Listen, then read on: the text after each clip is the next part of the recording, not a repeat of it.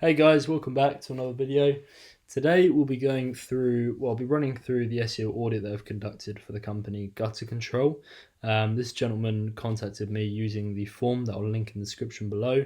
If you'd like a free SEO audit under the clause that I can, publish the video and document the process on my YouTube channel for you guys to learn from them and for other business owners to see and gain tips from to help improve their own SEO on their own websites. If you'd like that, just contact me below. Just fill out the forms and basic information. So what we're going through today is just the foundational SEO issues that can occur on a website. Obviously these are foundational, like I said, these are very basic but very important things that you can have on your website that can make a huge difference. I'd always recommend going through all these different issues before you start building content, investing in high quality content and investing in backlinks and things like that.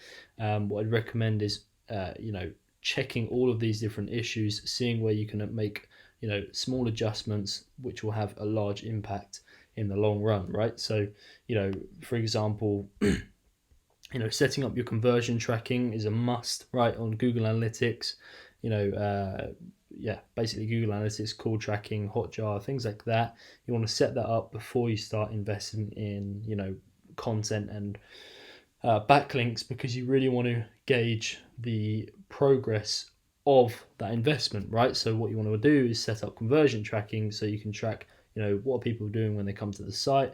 I've invested this money, what's the sort of traffic doing, how much traffic is coming to the site, are they converting, things like that. So all of these different things have a purpose in the kind of foundational structure of your SEO.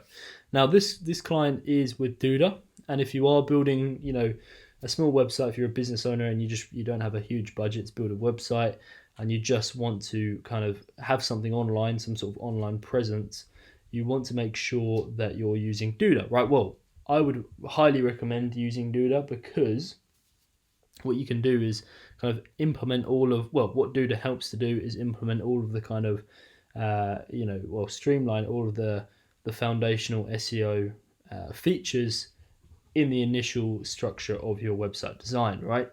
And also you can just pick one of their templates, enter your information, and you're good to go.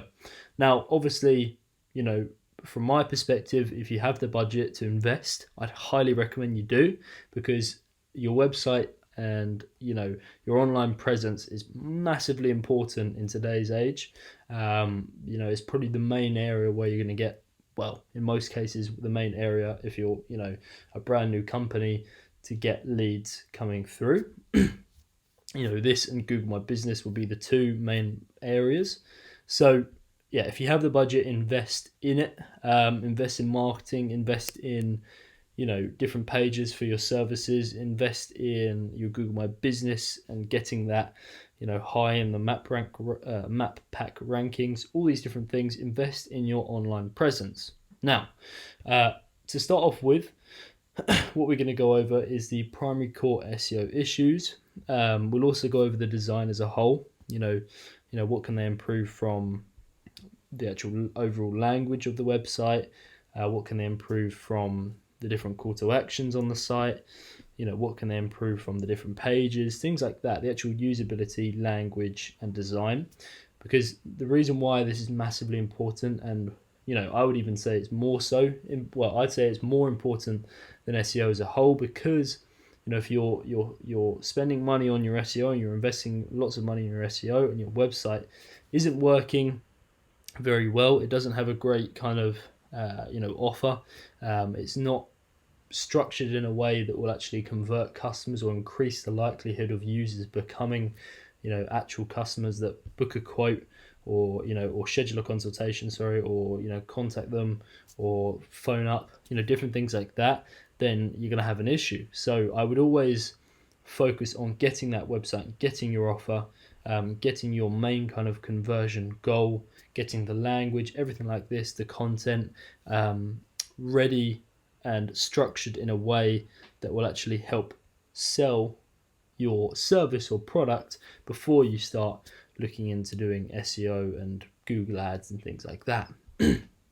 Now, the first thing that I would recommend with this client, so let's just jump straight to the call to action here, seeing as we're talking about design and things. Now, the CTA, one thing that is quite a small, quite a small adjustment, I would say. So get a quote here we got, and then we've got get a quote here. So we've got two of the same call to actions. One thing right off the bat I'd recommend is you haven't got any kind of phone number on the the front kind of above the fold page. There's no kind of phone number. I would use this space up here to have a phone number here, just constantly in the header. Call now, or whatever it may be, just have some sort of phone number above the fold so people can just jump on your site, see your number and then call you right there and then. And then I'd also have, I like this get a quote. One thing that may adjust that may increase conversions if you're getting a bit of traffic is changing this button, this language, to get a free quote, right? Or get a free consultation, right? Because it is a free quote, right? When you click onto it, get a free quote, but it only tells you that by the time you've clicked on the button, okay? So, quick tip, I would add get a free quote on this button, as opposed to just get a quote, right?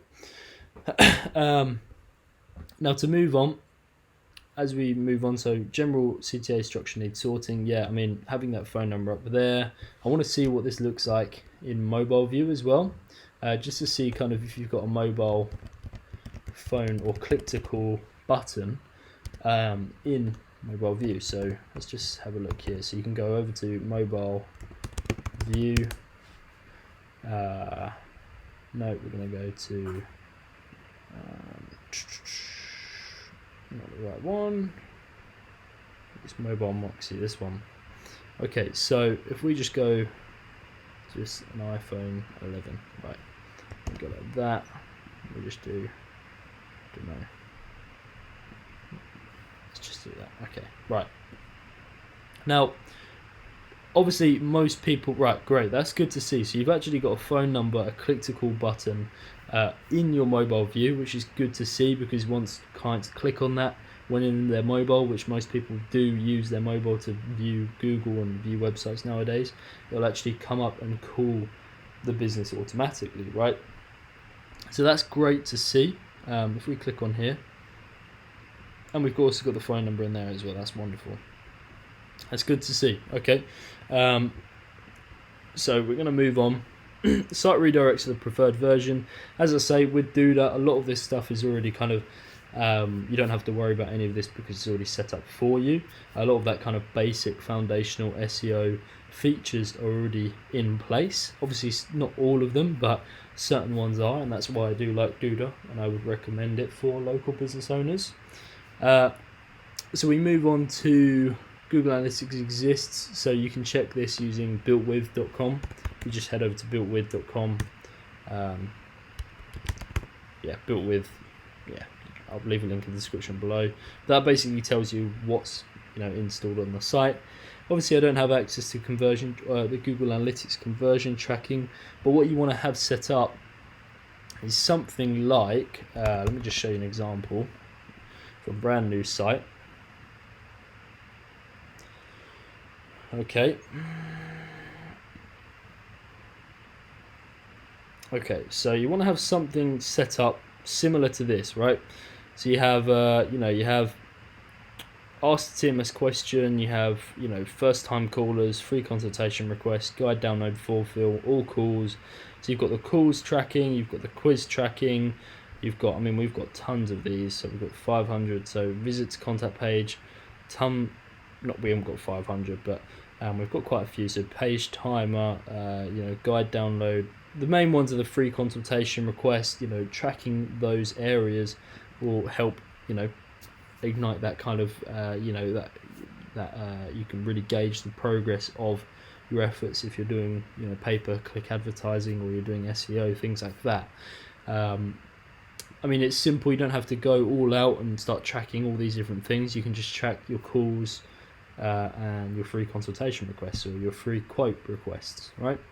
Rebel.text exists, so all these things are already set up.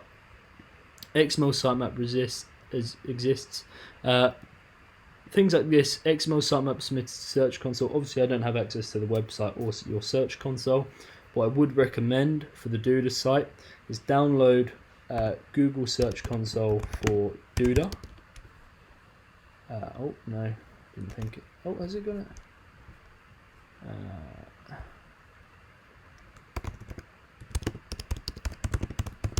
So there's an app you can get inside of Duda, which you can install, and then every time you republish your site, it will basically resubmit a sitemap.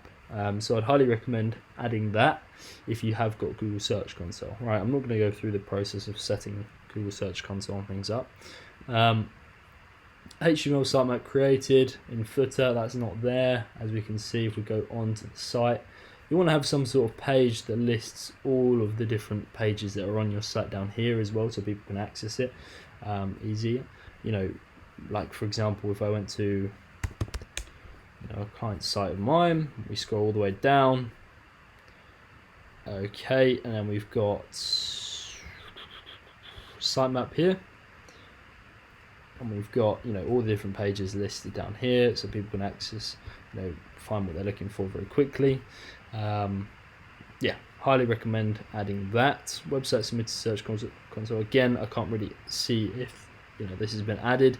So yeah, I would highly recommend if you haven't already. I'm assuming you have because you've got Google Search, Google Analytics. So I'd recommend adding that in place. Just good foundational SEO feature there. All these different things. Internal links pointing to main pages. Now, one thing I've noticed on this site is you've got. So first of all, I'm going to go over the navigation in a minute actually, but for example, you've got these service pages down here like gutter repair, right? So not much content at all really. It's not really going to. I don't believe it. If it's a really competitive area, it wouldn't rank very well. There isn't much, information on here. It doesn't look very appealing either. So definitely need some improvements from this. Again, even this, like the URL structure, service 1, like, you should have some sort of, even it could be, or let's say, I don't know, gutter services, I don't know, location, and then do gutter repair, something like that.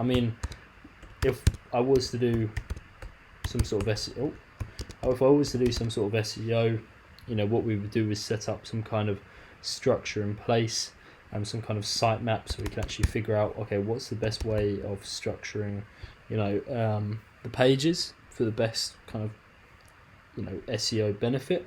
So having something like TMS Therapy Denver, and then TMS for depression, TMS Learning Center, how does TMS work, TMS, so it has some kind of structure and some kind of keywords inside of that URL. So yeah, there's not really much direction on this page. In need of gutter repair in your home. Obviously this isn't part of the foundational SEO part, but what I'm going to do is I'm just going to check, just out of interest, if there's any kind of H1 on this page or anything like that. This is the next section of the SEO audit, which I don't really do in the foundational stage, but there's no kind of H1 on the page. There's a H2, H4, H3, H5. But what you want to do for help to help Google, 2 seconds, to help Google assign kind of what type of page it is, what the page is about, what should this page be ranked for. What you want to do is you want to develop a H1 per page, right? And then this H1 has some kind of keyword in gutter repair, gutter repair Georgia, things like that. So yeah, highly recommend. You need a H1 on every single page, preferably. It's good SEO practice. I'm not going to go over that just yet, but having that on these service pages will help. It's just to start off with. There's a lot more to do. And then to go back to the internal linking, so what I would then do is, if you have like a specific page that you want to kind of power up, what you can do, so say it's the home page, right? What you can do is add, say something like gutter control, add a link here, like add an internal link, which this links back to the home page, right? Like that, so it links back to the home page, and you have one on each, specific page. Again, you've got a bit more content on this page, which is nice, and you've actually thought about, the SEO by the looks of it. Gutter cleaning North Georgia. Call now, send us a message, and then you've got some, awards or things like that, which can improve conversions. And then you've got this kind of content, plain kind of looking content down here. You've got a map, which is good to see, and a form. I don't know why this isn't like the consistent design with the other page, which is a bit strange. But yeah, so for example, within this content as well, you would pick out a keyword. So Georgia's top gutter company, and then link that back to the home page or back to whatever page that you want to do. By the looks of it, this is your key page. So you've got gutter cleaning. This is the page that you want ranking for that keyword, gutter cleaning North Georgia. So what you want to do is, link all other pages, the home page, maybe this page, the about page, things like that, back to that page to help power it up. And this indicates to Google that this is your important page. This is the page that you want ranking. So I'd highly recommend setting that up. This works much better when you have a good amount of content on your site. As you can see, all of these pages are kind of different. This one barely has any content at all. This one has a bit of content, but it's completely different sort of structure to the other one.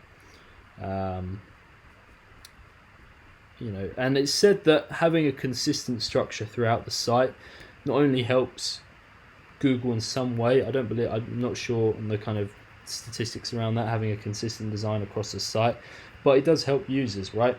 Because it sets that expectation per page, where the information is going to be, where they can contact you, where where the contact button is, where the images are, things like that.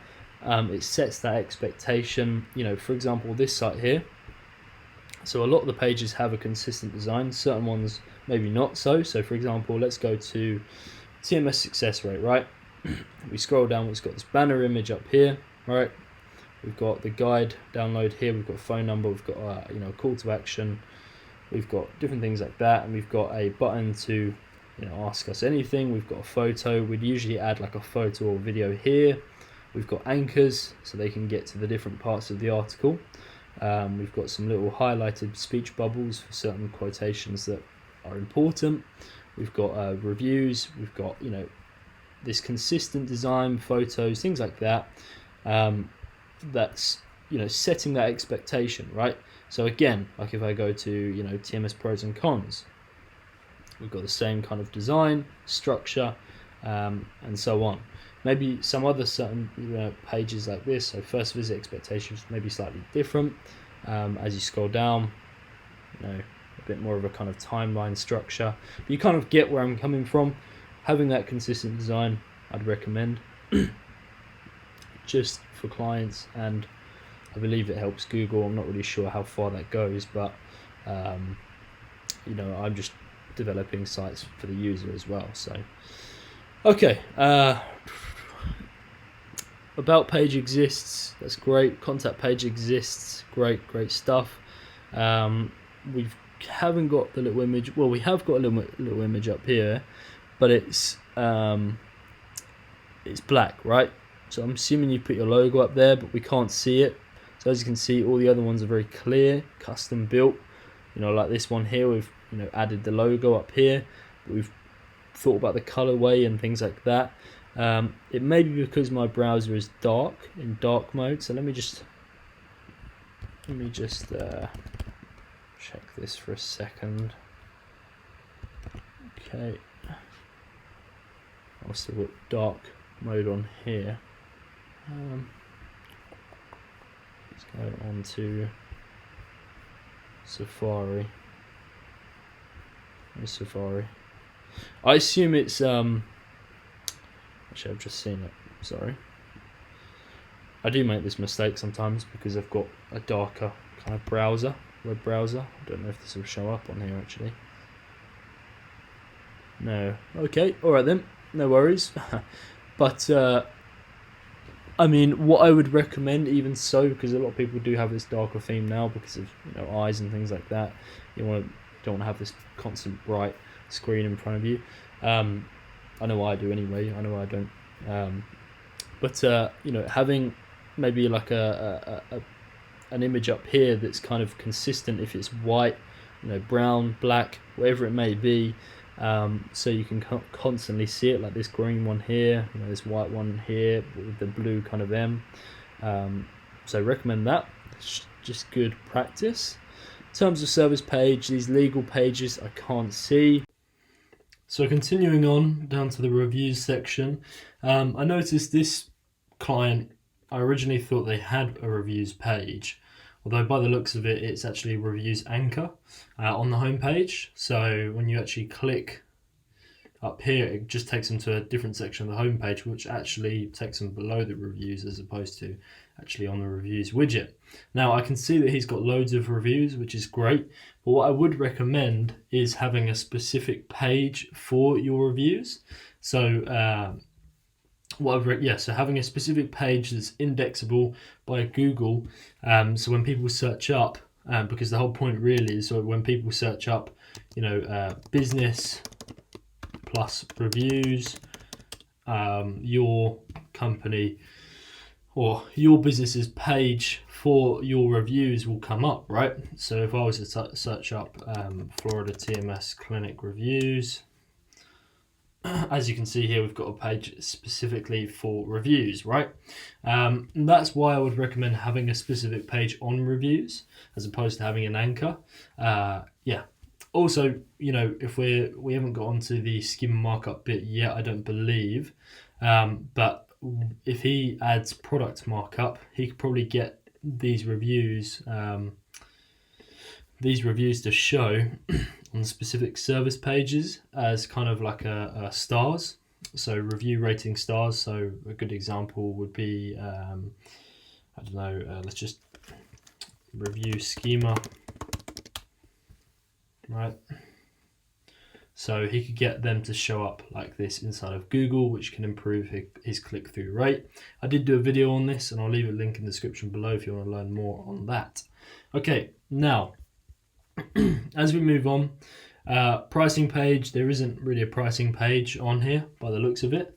I would have a specific pricing page as well for when people search up, because usually people search up business plus reviews or business plus pricing, right?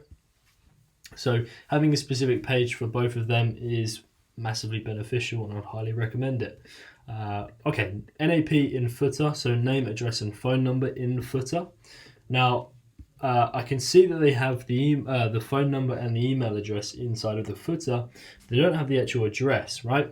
And now when I look on their schema markup, which they've added to their site, so if I go structured data, and we're going to get onto this section a bit more in a minute, but if I look at their schema markup, you can use this tool, Schema Markup Validator. If you just type up the URL, okay, you plug that in there, okay, and then we can see that he's got Schema Markup local schema on the website, and we can see he's showing an address, right? Now what you want to do is you want to have this address inside of the actual website itself as well, because otherwise it's pretty much not really doing. I mean, the idea of schema is it's portraying what's on your site to the Google search engine, so the Google search engine or different search engines can understand what's on your site. Now if you're saying that you've got local business, well, if you've got local business schema and you're saying you're a local business and you're adding your address inside of the local business schema, you also want to have that local business address on the website as well, right? So highly recommend having that. I mean, that's just massively beneficial. I can't really state how important it is to have a full NAP, a full name, address, and phone number on your website, because then you can start building, citations around that. You can get your NAP across the web, business directories, Google My Business, things like that. I wonder if they have it on their Google My Business. So gutter control or gutter.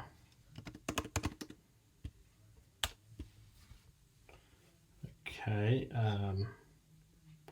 just type out gutter control.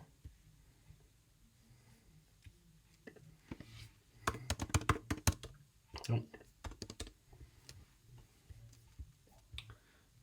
Google My Business, it's not seem to be showing here. I assume this is the one, but we can't seem to see an address on here either. So the only address I can find is the actual one inside of the local business markup, right? So that would be something that I'd highly recommend you have. Obviously, if you don't have a business address, well, there are workarounds from that. You can just specify your email and your phone number. Obviously, it's not going to give you having an address in Google's eyes provides trust, and from the user's eyes, I believe that also provides trust. Having a physical address or physical an office for a business just helps that overall SEO strategy work a lot better. And you can build different assets across online. You can add your name, address and phone number on social media, citations, all these different things, and really get that local SEO and those local rankings. Okay, it really helps the Google My Business rank as well. It's one of the main things that really helps rank your Google My Business in the local 3-pack, so massively important. I believe they have videos on this page, which isn't something I usually see. But as you can see here, I can see videos conveying what the product is, what it's all about. So we've got videos, I believe we've got videos on each kind of service page, so good idea, good thing to have. Obviously I'm going to put I haven't really checked them over, but I'm going to add that in there anyway. You've got them. It's a good start. I would recommend uploading them to YouTube if you haven't already, if they're like your videos, if they haven't already been uploaded to YouTube already, or upload them to your Google My Business, use them like images, like use them as kind of assets and distribute them across online. You can also, when you upload it to YouTube, you can also add kind of you can add your name, address and phone number inside of the description, kind of like if I was to go just right off the top of my head, so if you were to go on here, you can see they've got the location there and where they're based. They've got the name, address and phone number. They're linking out to the Google My Business. They've got some hashtags in there. They've got a description. They've got their social links. So you can use each one of these videos as your own kind of little business directory or citation. So highly recommend doing that if you've got the resources and you've got the videos to do that. For anyone that does have them as well, upload them to your YouTube. Use them as your own little kind of citation. Highly recommend it. Okay, indexation. So this site isn't very big by the looks of it. So what you can do is if I just go over to site, we can actually see what's being indexed inside of Google, right? And usually the way I go about this is I usually go by word count. So you can use something like Screaming Frog, and it'll basically tell you the Screaming Frog. I'll leave a link in the description below if you don't already have it. But it basically will tell you the word count per page, and then what I usually do is I look at which pages have less than 300 words, or 300, 500 words, things like that, and then look at is this page relevant? Is it helping my overall ranking strategy? Is it really providing Google with, in Google's eyes, is it providing relevance to your overall ranking strategy and your overall business and what niche you're in?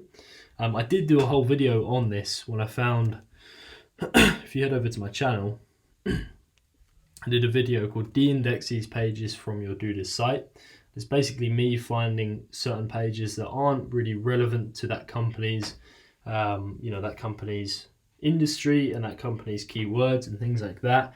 And I'm recommending that he de-index them or delete them off his site. Unless they're providing some kind of user experience purpose, then keep them on there but de-index them so they're not being shown inside of Google and they're not being picked up by Google and wasting your crawl budget. Okay, so if we go back to listings down here, definitely need to improve these title tags as well. I'm not going to get too into that, but I can see that you're adding certain keywords like gutter cleaning near me, things like that, which is good. You've identified that you can add certain SEO features or implementing certain SEO tactics into your title tags and your keywords and things like that can help rankings and help click-through rate. So love to see it, really. Okay, so let's say we look at some of these. So stop cleaning your gutters today. Okay, this is clearly to be honest with you, this page won't be doing much for the overall SEO strategy anyway, because it's hardly got any content on. It's not really going to be ranking for much, I'd assume anyway. Maybe wrong, maybe really not very competitive keywords, so it may be ranking. But yeah, no content really at all. The only benefit this page has, I'd assume, is from a user experience perspective with the video. But overall, I would probably either improve this page or de-index it from the site. So I'd improve it with content and things like that. If I was to go here, services. Okay, so we've got a service page which I've never seen before, which I haven't come across. So, a lot of these things are hidden. You can't actually access them through the navigation. And when clients publish these sites, they don't realize that these sorts of things may be still being indexed, right, inside of Google. So, we've got lawn maintenance. We click on there, which goes to a page that isn't lawn maintenance. On here, okay, goes to the exact same page.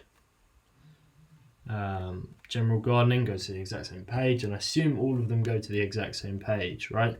So I can't, I don't really need to explain to you why that's an issue. I mean, it clearly is. It's being indexed, and it's also a page that's just going to the same page, but it's stating that you offer all of these different services. When you don't, it goes to the same page. So yeah, there's another issue that I would address. These sorts of things are just foundational, but they can make a difference, okay? About us, we've got... Okay, that's good to see. Nice bit of content there. Yep, good to see it. Okay, great. Yeah, obviously, I'm going to put down that there is pages that aren't relevant, because I've just found one. So what we're going to do... Well, we've already done that. Okay. Site architecture, obviously, the overall site architecture really, I think I mentioned this earlier, but like, for example, service 1, not really relevant to what the page is. You want to make sure that each URL is relevant to the actual page. Instead of service 1, I'm just assuming that's just, a default page that someone's added, but they've just forgotten to add in the actual URL keywords and things like that. Services, contact. Overall, what you want to have is, if you have a bunch of service pages, you want to kind of have it like, so we've got gutter cleaning here. What I would have is something like, as simple as that, services, gutter cleaning. Or you could even take it a step further and add some keywords in there. Gutter services, gutter cleaning, just to add that relevance, things like that. I'd recommend, because that's what we do for our clients. Okay, Google Search Console, I don't have access to. Bing Search Console, don't have access to. All these different things, massively beneficial to set up. But we're not going to go over that because we don't have access to it. So Schema Markup, obviously, I've kind of gone through that already a bit. touch on that a bit. But organize a local business markup. It's great to see that you've got it on there. You're taking the first initial steps to adding schema markup. But what I would recommend is probably adding an actual NAP, so a name, address, and phone number on your website, and then adding the local business markup so it's site-wide. So what I mean by that, is if I went to the structured data testing tool, which I showed you earlier, and then we went to the actual home page here. Okay, we plug that in. Okay, so you can see that the schema markup is showing here, but if I was to do let's say one of your service pages, right, gutter guard, we plug that in there. Let's have a look if it's site-wide. So yeah, so it's only on one specific page. Now, from my understanding, and people may disagree with me, with organization markup, you should probably just have it on the home page. But with local business markup, if you have your NAP in the footer, right? So if you have your name, address, and phone number in the footer consistently across every single page, I would have the local business markup consistently on every page, right?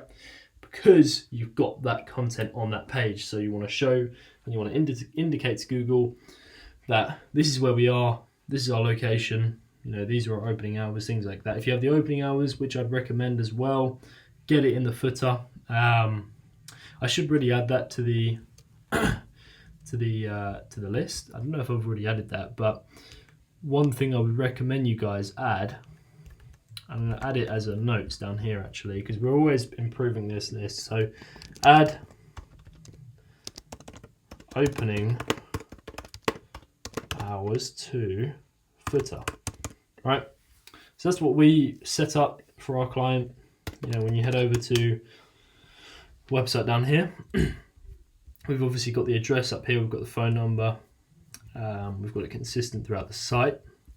Then as you get into the footer, we've got the location, we've got the phone, we've got the email, we've got the social links, we've got the opening hours, and this is just key information that will help Google assign relevance. It will help that connection with you and your website and your Google My Business, right?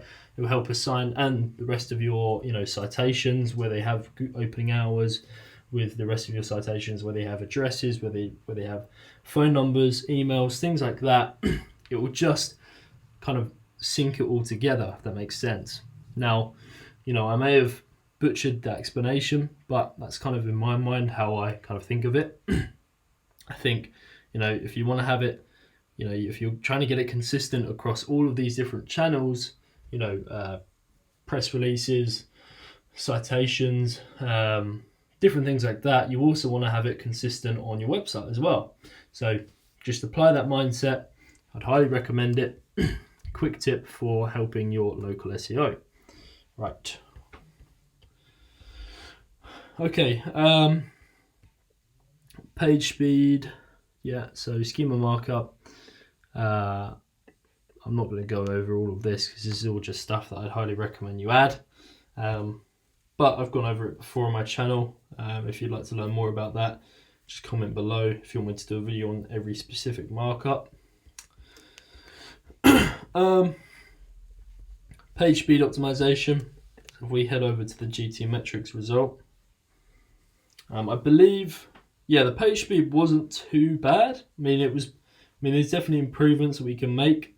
Obviously, there's only a performance score of 54%, and I think this is just based on certain things like certain image optimizations and your reviews widget as well. That's probably slowing down the site a bit. But overall, you don't have loads of stuff going on your site. You don't have loads of animations and large images and lots of embeds and things like that. So overall, it should be okay. But from my perspective, I'd probably adjust this reviews widget, maybe adjust it to like a good example would be the Camel Co. They do like a reviews widget, I believe. Camel Co. if you head over to Duda Development, the widget workshop, I'm pretty sure they have a reviews widget. And I think there's lots of different alternatives you can use without having to embed, an external widget, something like that, because that does slow down the site. Yeah, here we go. So $90 one time, but that saves you from having to use that specific widget as well. So yeah, there are improvements that we can make from the page speed perspective, but overall, your site is, it's a nice site. Don't get me wrong. It does what it says on the tin. People can contact you if they find your website, most likely directly, as opposed to finding it on Google. I'd assume, maybe wrong, or finding you on your Google My Business, because I know you've got pretty good Google My Business from the looks of it. So if I go to Gutter Control,